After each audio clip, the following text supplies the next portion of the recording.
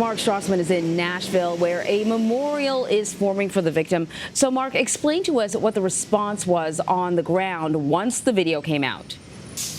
Well, Emery, I'm standing next to the spot where Daniel Hambrick fell fatally wounded. Once the surveillance tape came out, of course, the police and the mayor were very worried about what the potential community reaction might be.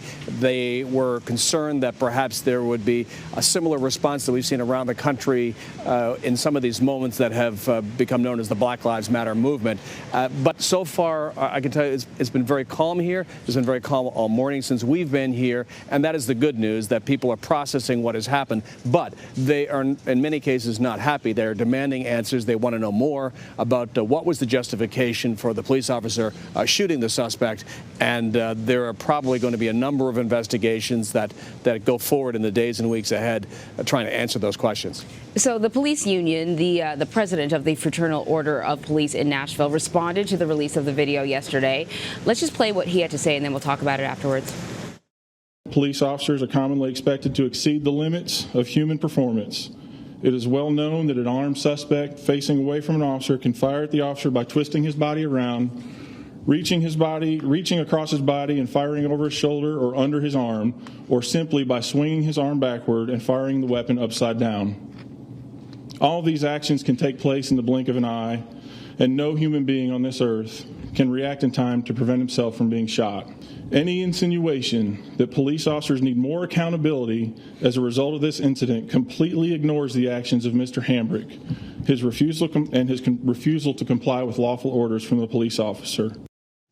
Okay, it sounds like the president of the union there is pretty much defending the actions of the police officer. You said that, you know, in the community right now, it seems like people are sort of taking a subdued approach to reacting to this video. But how do you expect those comments will play with the investigation and with the trust of the community?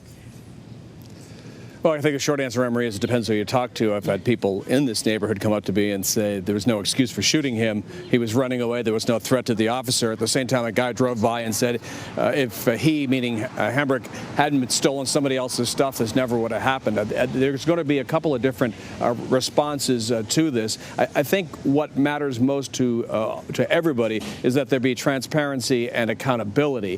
One of the issues is that the only apparent video of what happened is that surveillance tape that we all just saw. The officer was not wearing a body camera. His cruiser did not have a dashboard camera. That, of course, is unhelpful as we try to figure out, okay, what exactly happened and was the officer justified in shooting the suspect? Yeah, and as I understand it, the community is really pushing for an oversight board in addition to maybe something like body cameras. Can you tell me a little bit about that? Well, of course, there are a number of communities where there is a great divide in the trust factor between certain segments of the community and the police department. I think this shooting exemplifies that distrust, that there are a number of people out there who believe that the police are not held accountable for their actions in moments like this. And so when you have these community boards who are helping monitor police performance, police behavior, police attitudes, it reassures a community in many cases that there's somebody who represents them, that their voice is heard in these conversations, whereas now they feel as though they're always on the outside looking in whenever an officer is involved in a deadly confrontation with a member of that community. Yeah, you know, certainly the video is difficult to watch. Hopefully a thorough investigation is what's unfolding right now. Mark Strassmann, thank you.